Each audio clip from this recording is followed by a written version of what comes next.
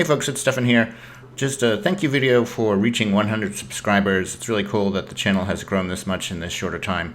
And I wanted to give you a behind the scenes of how I actually record the videos, what the software is involved, and you can see the steps that are part of making a Pathfinder adventure card game video. So thanks again for the 100 subscriptions. I hope that more people will subscribe and the channel will continue to grow.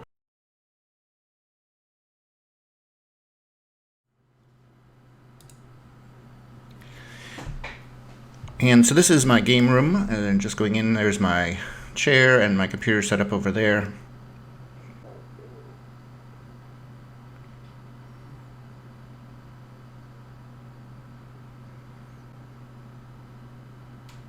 And I have these two big lights that I use to provide equal lighting for the webcam for when I'm doing video recording. This is the game table that I would play games at with friends, and we've got all the Pathfinder base sets here. Wrath of the Righteous in front, Skull and Shackles, Rise of the Rune Lords, and then a couple other games on there. And then my gaming cabinet, which I've got some games on top, the smaller ones that don't fit inside the cabinet. Things like For Sale and Munchkin Pathfinder. And then if we open up the cabinet, we've got the bigger games, Pandemic, Level 7, Castles of Mad King Ludwig, Zombicide. That's where Olivia sleeps. That's her little bed that my mom made for her. And here is the scanner that I use to scan all the cards. And this is how I connect the iPad to the video. So it's going out a Lightning connector to an HDMI converter. Then it goes from an HDMI cable to a DVI cable. Then the DVI cable runs into the HDMI converter box. And the reason for that is because we have to take off the copy protection from the output from the iPad.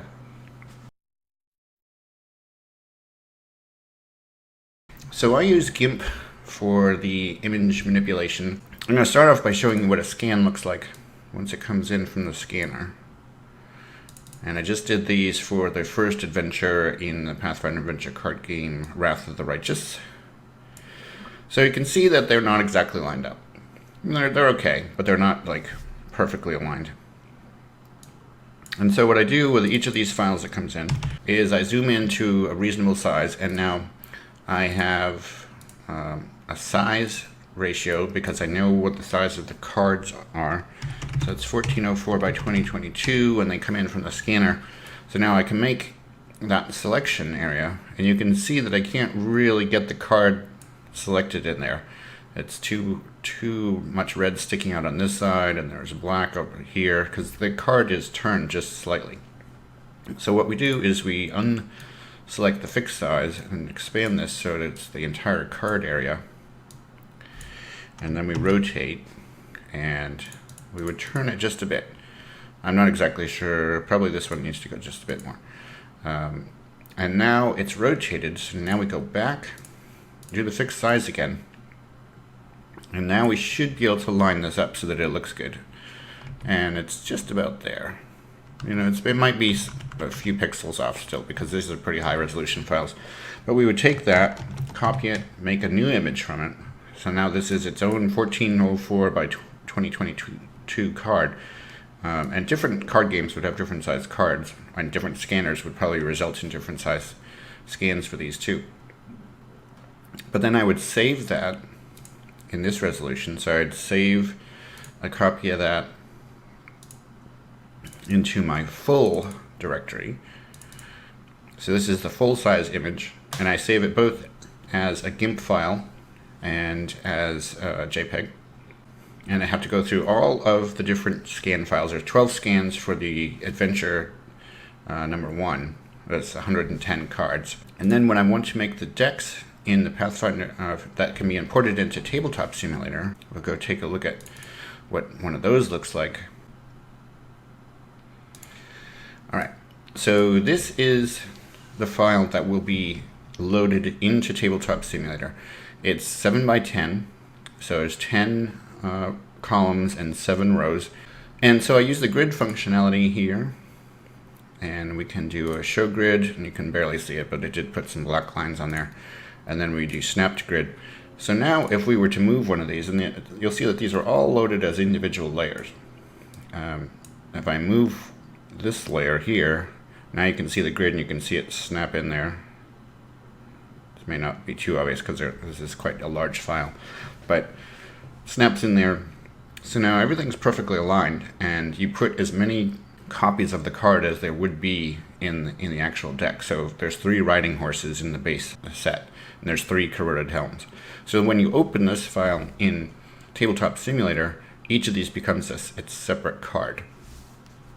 And you want to try to cram as many of these into these files as possible, because Tabletop Simulator doesn't seem to be very smart about the wasted space. It's still going to think that it has opened this whole 15 meg file, even if only half of it had cards in it.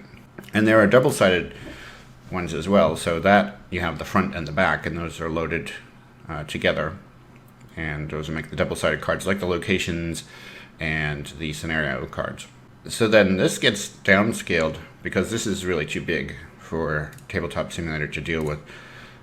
It will open it, but it probably wouldn't open all of them. So then we go downscale to half that size, 3510 by 3539, and I've darkened these as well because there were some issues with the brightness. And then, but otherwise it's the same. You've got your 3 riding horses and your 3 blessings of Abadar, and this is the file that actually gets loaded in, not the bigger one. And then you separate these out into the decks. So you'll see that I've got quite a variety of things in here. I've got allies, I've got armor, and I've got cohorts, and even some blessings and a loot card. So that's why these get split off into separate decks once you've loaded the files. Alright, so then I am actually able to record the video, because I've already got the cards in there. So we record the video, and the video gets recorded with via XSplit, which we're using to even record this video, and it's just dumped out to a big file. And then I open that big file with Movie Studio Platinum 13, and this is the last episode that I did, Wrath of the Righteous 3. And what I do is I'm going to shrink this down here. So the entire video comes in, it's about an hour or a little bit longer, and I cut as much of that out as I can. So if there's dead space where I'm thinking about how to make a check, or if I've sort of stumbled on my words and re-recorded, even just the smallest space that you can cut down. And I usually get them down to between 30 and 40 minutes. So it's a pretty good reduction in the length of the video. I never cut any of the actual gameplay out though, so I've continued to keep the whole gameplay in there.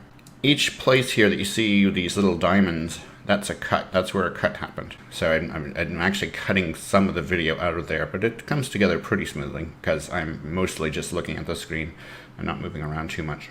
And so I go through and do all the cuts. It takes about an hour to 2 hours to do that. And once I've done that, I come back to the beginning of the video, and then I start putting in the stuff like the beginning here and the music, and I put in the overlays. So if I scroll over to an overlay here, and this gives a better illustration to the viewer of what's actually going on. So Enora here is fighting Savesh, and you can see I'm rolling dice over here on the iPad, and then so this is what you get to see, because otherwise the cards are quite small unless I zoom in on them, and I can't do that as I'm rolling the dice at the same time. So if we go back to GIMP, I'll show you how we do that. Go into video images, and I have this versus template, which I really don't know why GIMP loads everything behind. Okay, so in here I have the 3 character cards. I've got Imrijka, Shardra, and Enora. And then we've got the verses, and then we have every Bane that I've encountered so far. And right now it's sitting on Corrupted Soldier, where we can uncheck that and go up to Rat Swarm. And what I do is export these into Ping so that I can keep the transparent background, and then I can load them over the video, and as long as it's positioned in the video editor above the video, the actual video, then it will show up over it. To bring in another card, I open as layers. So these are all here, and you'll notice that they pick up the names of the files, so it's quite easy to find which one I want to deal with. So, for example, if we had exported Shardra fighting the rat swarm, but then in the next episode we had Imrichka fighting the rat swarm, then the rat swarm's already here, so all I have to do is turn on which actual image I want to use, or which layer I want to use. So to bring in something new, we'll open as layers. We'll go down to the half-size cards, go into Adventure 1, Henchman, we're going to do a giant bat. And so now here's the giant bat, but he's too big, right? So we have to scale him. And it gets scaled to 400 by 576. And then we can just move this over here so that it covers up that, and turn off the rat swarm, and now we have Shardra versus the giant bat. And so I've got quite a directory full of those, and that will only grow over time.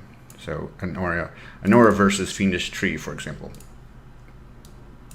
And then that would be loaded into here, and you can see all the different ones that were here for this video. And then you drop them in, and I use the fade in and fade out so that when they're actually being shown, they don't just pop into the screen. So it fades in nicely and fades back out. And I think that's just a nice touch. Plus it gives you something to look at while I'm waiting for the dice to resolve. There are also some text overlays. Let's see if I can find one of those. Okay, so this was, oops, that wasn't an exploration. And I do the same thing here. I fade these in, explore again, so she is going to fade them back out so that it's a nice transition. But it's just a way for me to communicate things as I'm editing the video to you guys. And of course, a lot of you are still finding checks that I made mistakes with or something that I missed. But these are basically saying to you, yeah, I realized that once I was editing the video. And then the last thing that happens is put in the credits. And this is just done for you. You can create a credit roll here. And we can look at how that's done. I come in here and I set the various values, and then you choose whether it's scrolling credits or time sequence, and then the amount of time, scrolling on black, etc. And then that just renders that for you, which is really nice. And then I use the static version for the subscribe. Once all that's done, and we save this, we'll go to Make Movie, save it to my hard drive. I use the AVC HD for archiving HD videos, so it's going to end up at about 4.5 gig, well, 4.25 gig. That takes another couple hours to render. Then when we've finished that, we come into YouTube, and we would upload that video. And it's going to select files to drop. And this process takes a while, depending on your internet speed. I have pretty fast internet, so the upload isn't really that big of a deal. It's the processing that YouTube does after you've uploaded it that takes a long time. And what it's doing is, first it's doing its copyright checks, make sure you're not doing any copyright infringement or using something that's already on YouTube that they've already monetized. And then it's also making all the sizes of the videos.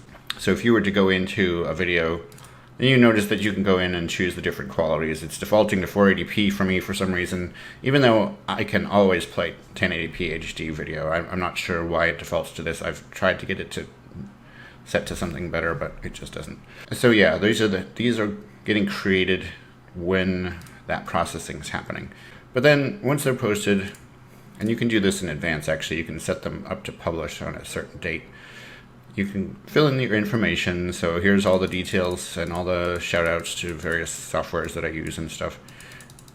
And then I've got tags for helping people find it. You can link it to a particular playlist that you want to have. You can give it your own custom thumbnail, which I always do. You've got monetization, advanced settings. You've got some other functionality like annotations, which when you get to the end of the video, if you see the subscribe button that's sort of hovering there, that's an annotation. And then there's cards, which is I'm using for fan funding. Not that anyone's used that yet, but that is there. And so then the video is up there and it gets published. And it takes actually a little while for it to publish to the subscribers, that's to you guys. And once I get the check mark there, then I know that it's actually out there, and I'll start posting it on other stuff like the Pathfinder Adventure Card Game Reddit, the Paizo forums, and Board Game Geek. Which, if we look at Wrath of the Righteous, I'm the only one that has videos for this game right now, which is pretty cool. And I get feedback on all those channels, so I keep monitoring those during the week to reply to people's comments and stuff. And at some point during the week, record the next episode and edit it when I have time. So thanks for watching this video. I hope you found it informative. If you have any questions about my process or how particular applications work that I'm using, please leave a comment in the video and I will respond to that when I see it. And thanks again for the 100 subscriptions. It's really cool to have seen this channel grow over the past few months. Started out just doing some Twitch streaming and then archiving those on YouTube, and then realized I need to have something specific that I'm doing, and it really helps to have a schedule. So I started doing the Pathfinder adventure card game, and that has been a great deal of fun because I like the game and I think it makes for good content. It's interesting to watch and it's easy to keep up with. Thanks again for your support and watching the videos, and hope you continue to do so and introduce your friends to them. And I'll make another video once we hit some other milestone. So thanks again for watching, and I will talk to you next time.